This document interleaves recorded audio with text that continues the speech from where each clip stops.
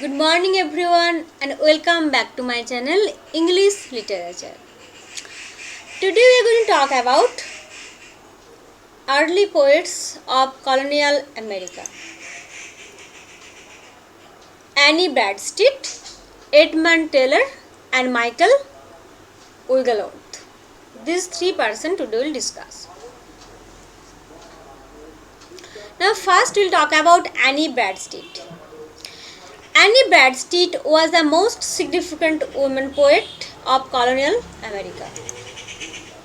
His actual name was Annie Dudley. She was born in Northampton, England as Annie Dudley because his father was Thomas Dudley and Dorothy York was his mother. His father was the manager of the estate of the Earl of Lincoln. There is so much background music you can hear. Can you hear?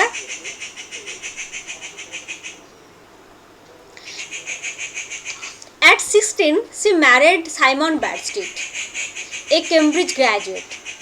Simon Bradstreet used to work under Thomas Dudley, her father.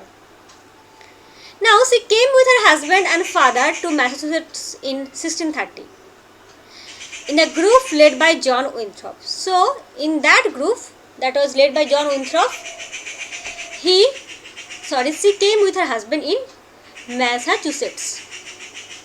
Here she started writing her poetry while rearing her children and performing domestic chores. So along with these domestic chores like rearing the children, she had 8 children. So you can imagine that how much troublesome it was to even now today. I have only one son, and sometimes I get just, oh my God. So with those 8 children, she used to write poetry. That was too much for her. And every mother, we must know that how tough it is to fight to those children, rearing up children. And nowadays there is 1 or 2. Even then we get devastated. Her poems celebrate a variety of themes from motherhood to the joys and sorrows of everyday life. Actually, Annie Bradstreet was totally down-to-earth person. She was a mother, she was a wife, and what she experienced in her domestic life became the theme of her writings. And there are some long meditative poems also, and her poems deal with not only superficial traits of perception but very mundane day-to-day life. Despite her poor health, she gave birth to 8 children. In her childhood, she suffered from serious disease, and she was very ill and frail and poor at health. She had to face the life of a precarious mother, caring for her own health and the children's health. Even the new life that she had joined after their settlement in Massachusetts Bay was a theme of concern for her. The new life, the adjustment. So everything started from the root again. So those themes were also in her poems. The collection of poems for which she is famous, the 10th Muse, lately sprung up in America, is the collection of Bradstreet's poem. It was not published until her brother-in-law John Woodbridge. He took her poem, and it is said that even she did not know about that, just unknowingly. And he took all the poems to England and printed them in London in 1650. It is the first published volume of poems in English written by a resident of America. So from this respect, it is very important. It was so famous that she was hailed as 10th Muse by her friends. The name of the collection, the 10th Muse, lately sprung up in America, and she is also called in the name the 10th Muse by her friends. And her brother-in-law also added a preface to his book.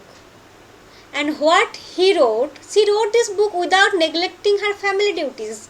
This line strikes me. Okay. He is hailing her because he is convincing that don't take her in a mean way. she wrote this book without neglecting her family duties. So, if she wrote this book neglecting her family duties, then it will be shameful. A woman cannot write a book neglecting family duties. You can write book, but your family duties is your first priority. It is not true for man, but for women, okay. I feel that I am becoming a much feministic. I should not proceed in that way. Anyway, that line strikes me. That's I want to share with you. A new edition of it was published after her death in Boston under the title Several Poems Compiled with Great Variety of Wit and Learning. It contains most of her finest works. Now, Bradstreet's poems had great value for contemporary poets and writers. Edward Taylor, the next poet whom we will talk about, uploaded her work from his heart. He also had a copy of the second edition of Bradstreet's collection in his library. So that was also an obvious for the previous poet. Later in the 20th century, many American poets like John Berryman, Susan Howe and others wrote about her. In homage to Mistress Bradstreet, a long poem, John Berryman pays his homage to her. She is also famous for the letters she wrote to her husband during his absence, during his absence, and the famous one of that is a kind of meditative poetry. Oh my dear children. Oh my dear children is a kind of meditative poetry. And there she is also famous for the letters she wrote to her husband during his absence. Okay, there is some controversy thing in his absence. One of his famous meditative poetry is To My Dear Children. Now, Edward Taylor. Edward Taylor is a colonial American poet who did not want his manuscript to get published and kept it as a secret. Almost 200 years after it was published. Even he forced his grandsons and the later of his family not to publish it. It was his order. He was born in Leicestershire, England in 1642. His father was a farmer. He lost his parents at a very early age. Taylor joined the Massachusetts Bay Colony in 1668. She studied at Harvard. His college friend was Samuel Sewell. About Samuel Sewell, we will read later in details when we will talk about that witchcraft, Salem witch trial. Samuel Sewell was a British American colonial merchant and judge of Salem witchcraft. He graduated in 1671. He joined the profession of a minister in the frontier village of Postcolonial. There he remained until his death. He married twice and fathered not so many but only 14 children. Among them most died in their infancy. The poetical work of Edward Taylor, that is the most important work of him. The poetical works of Edward Taylor, a 40-page manuscript that he did not want to publish. And he forced his grandson and his son, that any of the family members were just provoked, restricted from publishing it. It was not published as per the strict instruction of the poet to his heirs. To his heirs, it was strict instruction that you must not publish it. In 1883, it came into the possession of Yale University. This collection of his work did not publish in his lifetime. It was published in 1939. It was a collection of 35 poems almost. And it was written in a debate form between justice and mercy, combat between Christ and Satan over the human soul. Puritan faith was the central theme of Taylor's writing. Actually, Puritan faith was the central theme of all other poets, because we were talking about colonial period, and in that time Puritanism was the most powerful strength of American colonialism.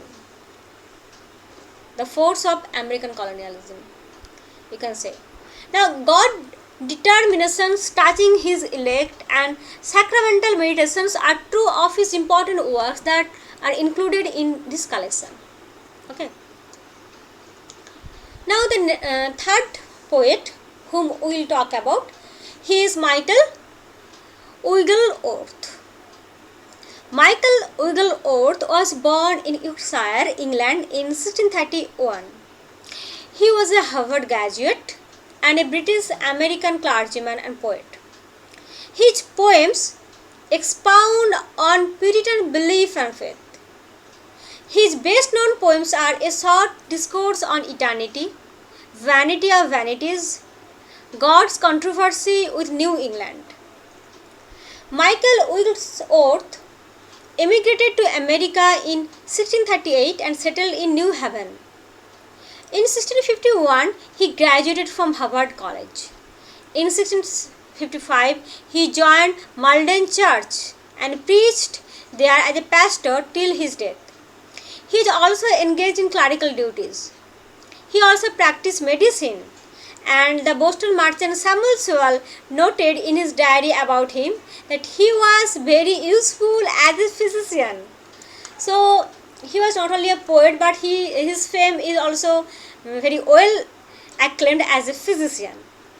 His best-selling and most circulated poetry collection is The Day of Doom, or a poetical description of the great and last judgment. It comprises 224 stanzas written in ballad meter. Here the poet's Puritan beliefs are described mostly through a debate. In the previous work of Taylor, we find this style of debate, that some poetry is the theme of the poetry is projected in the form of debate between sinners and Christ. The poem dramatizes the last days of humanity, reading with the passages from the Bible. Wigglesworth's work can be compared with John Bunyan's Pilgrim's Progress and Milton's Paradise Lost. There also biblical theme is taken and molded by the poet. Now it is considered the first American bestseller. The initial edition of 1800 copies quickly sold out. 1666, the Great Fire of London broke out. It is considered the earthly judgment day as described by Wigglesworth's book. So this was the Great Fire of London. It actually accelerated the publicity and popularity of Wigglesworth's book, because in Wigglesworth, in his book, told about the last judgment, the last day of human beings, and when in 1666 the Great Fire of London broke out, they said, oh my God, it is what Wigglesworth had predicted. So again Wigglesworth's book started publishing, edition started coming out, and they are sold.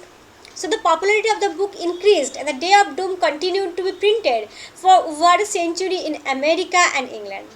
So the Great Fire of London not only spread destruction, but also spread popularity of Wigglesworth's book.